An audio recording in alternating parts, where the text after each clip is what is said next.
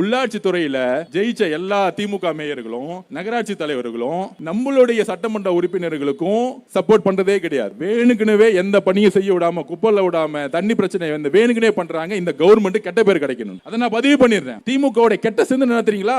இன்றைக்கும் மேயரா, நகராட்சி தலைவரா, சேர்மனா உட்கார்ந்துகிட்டு ஊழல் இன்வெஸ்ட் பண்ண முடியாது. அதை கிளீன் பண்ணியாச்சு. ஆனா எந்த வேலையும் செய்ய விடாம மாண்புமிகு முதலமைச்சர் கெட்ட பேர் வரணும்னு சொல்லிட்டு, அமைச்சர் கெட்ட பேர் சொல்லிட்டு, இந்த உள்ளாட்சி துறையில எந்த குப்பை எடுக்க விடுறதில்ல, தண்ணி விடுறதில்ல, கரண்ட வேணுங்கனே கட் பண்றது, இதெல்லாம் செய்து யார் தெரியுமா? திமுகவுடைய உள்ளாட்சியில கூடிய மேயர்கள். அதோட வெளிப்பாடு என்ன தெரியுமா? 108 தொகுதியில நம்ம ஜெயிச்சோம். எனக்குலாம் ரொம்ப கஷ்டமா இருந்துச்சு. முதலமைச்சர் குடும்பம் எனக்கு எதிராக வந்து பிரச்சாரம் பண்ணாங்க. ஆனா ஒரே ஒரு வெற்றி வந்து எனக்கு கண் கலங்கினேன். நான் இன்னும் அந்த சகோதரி கிட்ட நான் பேச கூட இல்ல ஜெயிச்ச பிறகு. அது யாருன்னா, நான் பொதுச்சாளர்கிட்ட சொல்லிருப்பேன், நம்மளுடைய திருவிக நகருடைய சட்டமன்ற உறுப்பினர் பல்லவி அக்கா.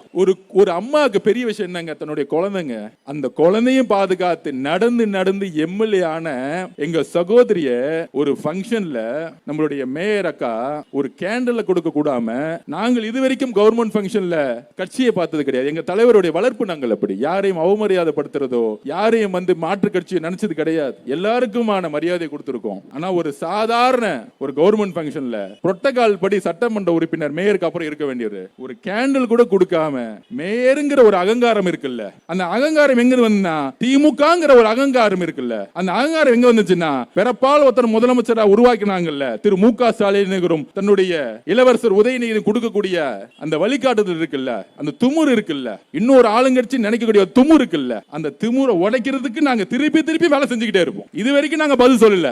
எப்ப எங்களுடைய சகோதரி பல்லவி அக்காவை நீங்க அவமானப்படுத்துனீங்களோ, திரு உதயநிதி அவர்களே, உங்க நெத்தி முன்னாடி சேலஞ்ச் பண்றேன். ஒரு சாதாரண தொண்டனா இங்க இருக்கக்கூடிய ஆர்கே நகர் மக்கள் இங்க இருந்து ஆரம்பிக்கிறோம் சேலஞ்ச். இன்னும் 8 மாசத்துல உள்ளாட்சி தேர்தல் நடக்க போகுது. 8 மாசம் நடக்க போகுது. தைரியம் இருந்தா, தில் இருந்தா, 75 வருஷம் திமுகவா இருந்தா, பெரிய ஆளமா இருந்தா, 25 மேயர்ல ஒரே ஒரு மேயரை ஜெயிச்சிருங்க. ஒரே ஒரு மேயர். இதே சென்னையில டெபாசிட் வாங்குறீங்களா இல்லையான்னு பாருங்க. எங்களுடைய தேர்தல் வேலையை நேத்தே ஆரம்பிச்சிட்டோம். எங்க அவமானப்பட்டார்களோ, எங்களுடைய பல்லவி சகோதரி எங்க அவமானப்பட்டார்களோ, அந்த நொடியே நாங்கள் தேர்தல் வேலையை ஆரம்பிச்சிட்டோம். உங்களுக்கு பதில் கொடுக்கிறதுக்கு அடுத்த உள்ளாட்சி தேர்தல் ஒரே ஒரு மேயர் ஜெயிச்சிருங்க. அப்ப நான் ஒத்துக்கிறேன், நீங்க திமுகனா யாரால அசைக்க முடியாதுன்னு. இது வந்து ஒவ்வொரு தமிழ்நாட்டில் இருக்கக்கூடிய ஒவ்வொரு குடிமகனின் வாழ்க்கை, அடுத்த தலைமுறையினோட எதிர்காலம், அடுத்த தமிழ்நாடுடைய ஒவ்வொரு நபருடைய வாழ்க்கை இதுல இருக்கிறது. இதை வந்து இன்றைக்கும் ஆட்சி பொறுப்பேற்று இத்தனை நாட்கள் ஆன பிறகோ, சட்டத்தை அமைத்த பிறகோ, இன்றைக்கும் அவர்கள் பொறுப்பில்லாமல் திமுகவை குற்றச்சாட்டு சொல்லி திமுகவை வந்து குறை சொல்லி இருக்கிறார்கள். ஆனால் அவர்கள் என்ன செய்கிறார்கள் என்று இதுவரை அவர்கள் வந்து அவருடைய கவனத்துக்கே வந்து எடுத்து போகவில்லை. நேற்று மதிப்புக்குரிய ஆதவர்ஜுனா அவர்கள் வந்து பேசுறாங்க, நாங்க இதை பண்ணிடுவோம், அதை பண்ணிடுவோம், எதை வேணா பண்ணுங்க, திமுக காரனை என்னைக்குமே உங்களால அசைக்கவே முடியாது. என்றைக்கா இருந்தாலும் கருப்பு சிவப்பு கொடி பறக்கதான் செய்யும். தமிழ்நாட்டில் கருப்பு சிவப்பு கொடி இல்லை அப்படின்னா தமிழ்நாட்டில் தமிழருக்கோ தமிழ் இனத்திற்கோ இன்றைக்கு ஒரு முன்னிலையே இருந்திருக்காது. அதை நாங்கள் தைரியமாக மார்த்தட்டி ஒவ்வொரு இடத்துலையுமே சொல்லுவோம். அதை வந்து நீங்கள் மைக்கில் மட்டும் பேசுறதை விட்டுட்டு பொதுமக்களை வந்து உங்கள் சட்டமன்ற உறுப்பினர்கள் எல்லாம் நேரில் ஃபஸ்ட்டு பார்க்க சொல்லுங்கள். அதுக்கப்புறம் களை பண்ணி ஆற்ற சொல்லுங்கள். ஒரு 2 ஹவர் 3 ஹவர் வெயிலில் நின்று இன்ஸ்பெக்ஷன் பண்ண சொல்லுங்கள் ஃபஸ்ட்டு. அதுவே இன்னும் யாருமே பண்ணலை, எதுவுமே பண்ணலை. சும்மா திமுகவை குறை சொல்கிறது, இல்லைனா விர்ச்சுவல் வாரியர்ஸை விட்டு எல்லாரையும் அட்டாக் பண்ணுறது. ஃபஸ்ட்டு இந்த விர்ச்சுவல் வாரியர்ஸ் எல்லாம் வெளியில் இருந்து எடுத்துகிட்டு வந்து அவங்கள எல்லாரும் களை பண்ணி ஆற்ற சொல்லுங்கள். சோஷியல் மீடியானால இது எதுவுமே ஆக போகிறதில்ல.